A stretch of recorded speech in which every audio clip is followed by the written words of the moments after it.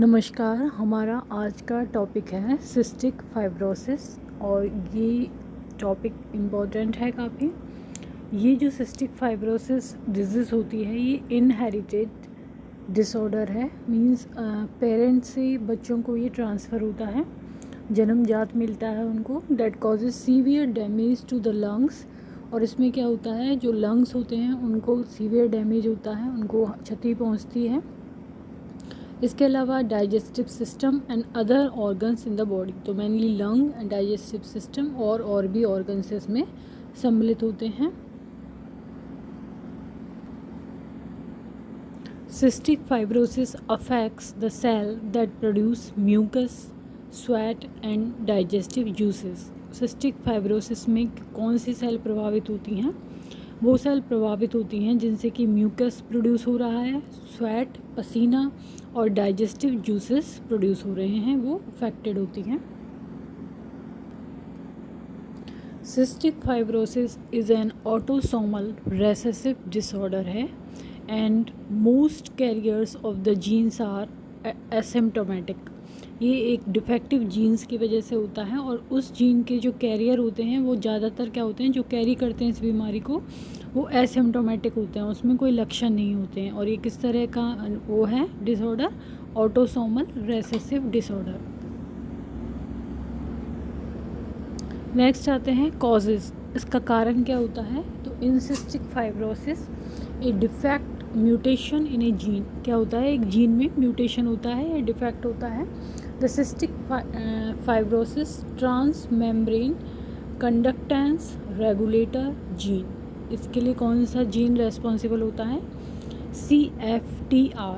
C4 cystic, F4 fibrosis, T4 transmembrane conductance और R4 regulator. Changes a protein that regulate the movement of salt in and out of the cell. ये क्या करता है? जो movement होती है salt की सेल के अंदर जाने की और बाहर जाने की, उनको रेगुलेट करता है, उसको चेंज कर देता है उस प्रोटीन को। The result is thick sticky mucus in the respiratory, digestive and reproductive system as well as increase salt in sweat. उससे क्या होता है, जो भी रेस्पिरेटरी, डाइजेस्टिव या रिप्रोडक्टिव सिस्टम में जो म्यूकस है या जो फ्लूइड्स हैं वो जो थिन होते हैं नॉर्मली, इसमें इस बीमारी में क्या हो जाते हैं, वो थिक और स्टिकी हो जाते हैं।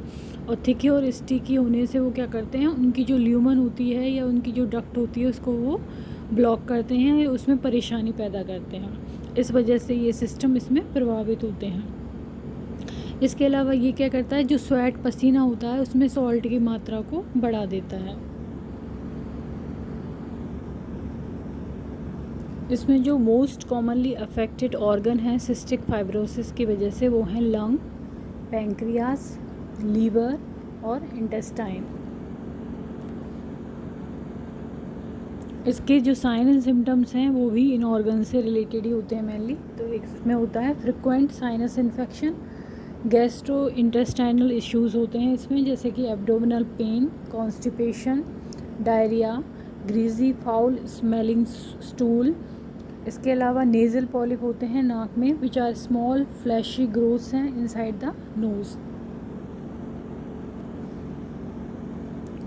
इसके अलावा इसमें salty skin and sweat, night sweat, fever, jaundice, joint and muscle pain, low body weight, limited growth और वेट गेन इन चिल्ड्रन। जो चिल्ड्रन होते हैं उनकी जो वेट गेन है या ग्रोथ है वो लिमिटेड होती है। डिलेड प्यूबर्टी, प्यूबर्टी भी डिले आती है। Male infertility, club fingers and toes due to a lack of oxygen to the extremities. Extremities में ऑक्सीजन की कमी की वजह से क्लब्ड हो जाती हैं फिंगर और टोज़।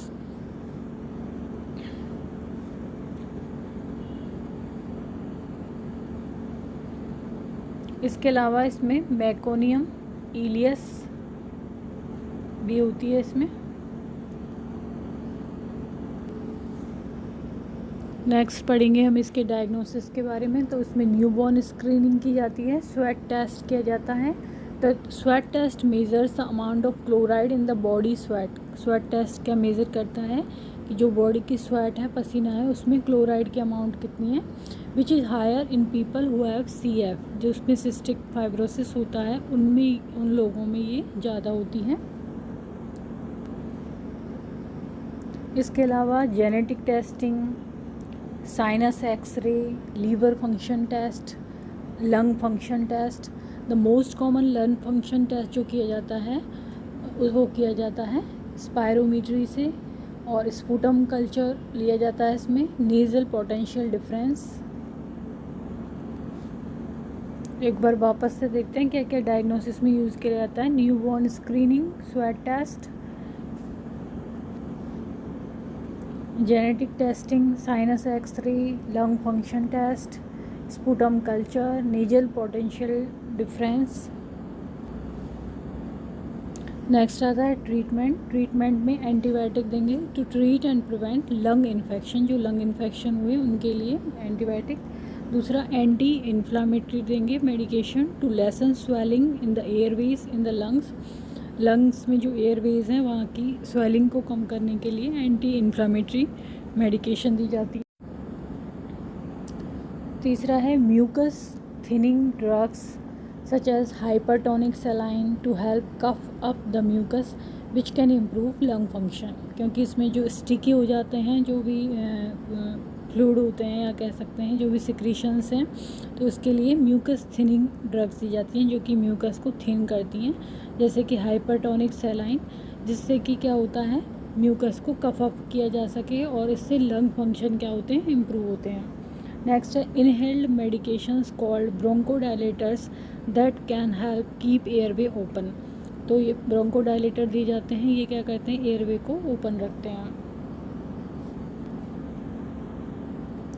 नेक्स्ट है ओरल पैंक्रियाटिक एंजाइम दिए जाते हैं to help digestive tract absorb nutrients, जिससे कि जो डाइजेस्टिव ट्रैक्ट में न्यूट्रिएंट्स हैं उनको एब्जॉर्ब किया जा सके, इसके लिए ओरल पैंक्रियाटिक एंजाइम्स दिए जाते हैं। देन स्टूल सॉफ्टनर्स दिए जाते हैं टू प्रिवेंट कॉन्स्टिपेशन और बाउल ऑब्स्ट्रक्शन, जिससे कि कॉन्स्टिपेशन नहीं हो और बाउल ऑब्स्ट्रक्ट नहीं हो, इसके लिए स्टूल सॉफ्टनर्स दिए जाते हैं।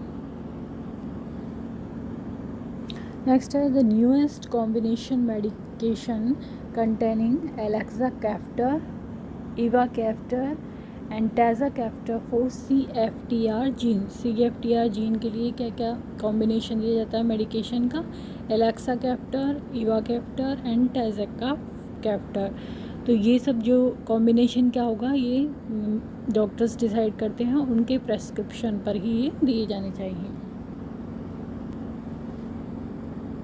इसके अलावा airway clearance, postural drainage, posture के अनुसार उसको ड्रेनेज करना, परकसन, ब्रीदिंग टेक्निक, चेस्ट फिजियोथेरेपी भी इसमें दी जाती हैं, जिससे कि लंग्स प्रॉपरली फंक्शन कर पाएँ। इसके अलावा सर्जिकल एंड अदर प्रोसीजर्स इसमें किए जाते हैं, nasal and sinus surgery, oxygen therapy, non invasive ventilation, feeding tube, bowel surgery and lung transplantation. तो ये सब किए जाते हैं अकॉर्डिंगली, यदि इम्प्रूवमेंट नहीं हो तो उस स्थिति में सर्जरी की जाती है, nasal and sinus surgery, oxygen therapy, non invasive ventilation, feeding tube, bowel surgery and lung transplantation. तो आज का हमारा टॉपिक था सिस्टिक फाइब्रोसिस। यदि वीडियो आपको पसंद आए तो इसको लाइक करें, चैनल को सब्सक्राइब करें, कमेंट करें एंड शेयर करें। Thank you.